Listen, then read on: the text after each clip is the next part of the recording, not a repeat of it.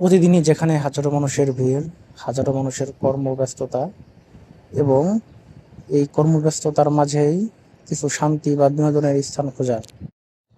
জি, আপনি ঠিক ধরেছেন। এটা নারায়ণগঞ্জ জেলার রূপগঞ্জ থানার হান্ডি মার্কেট এলাকা।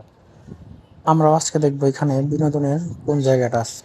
আর এই সুন্দর আঁকা বাঁকা পথটি ধরে সামনের দিকে এগোলেই দেখা মিলবে একটি মাঠের, যেখানে প্রতিদিন ফুটবল খেলা হয়, স্কুলে বিভিন্ন অনুষ্ঠান হয় এবং গ্রামের যদি কোনো অনুষ্ঠান থাকে সেটাও এখানে হয়।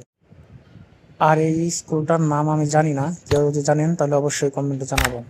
আর এখানে প্রতিদিনের ন্যায় আজকেও ফুটবল খেলা হইতেছে।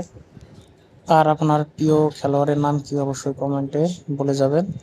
আর এখানে মজার জিনিস হচ্ছে, দেখুন, রানিং গাড়ি বন্ধ করে আসলে সবাই খেলা দেখতেছে। আর এই ফুটবল খেলা এমন একটা জিনিস যা সবাইকে টানে।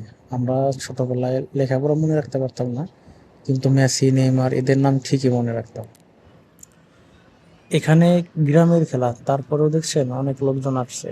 তার মানে বোঝা যায় বাঙালির কাছে এখনো ফুটবল অনেকটাই জনপ্রিয় খেলা। আমার কাছে মেসির খেলা ভালো লাগে। কার কাছে কার কার খেলা ভালো লাগে অবশ্যই কমেন্টে জানাবেন। এখানকার মানুষ এই আনন্দ নেয়ার জায়গাটি উপভোগ করতে কখনোই ভুলে না। মোট কথা, এটি শুধু একটি মাঠ না, এটি হচ্ছে একটি আনন্দের নীড়, যেখানে সকলেই জমাট বাঁধে এবং এই আনন্দ উপভোগ করে। আর এই রাস্তা তা সেই আনন্দের পথ দেখায়। সবাইকে অসংখ্য ধন্যবাদ ভিডিওটি সম্পূর্ণ দেখার জন্য।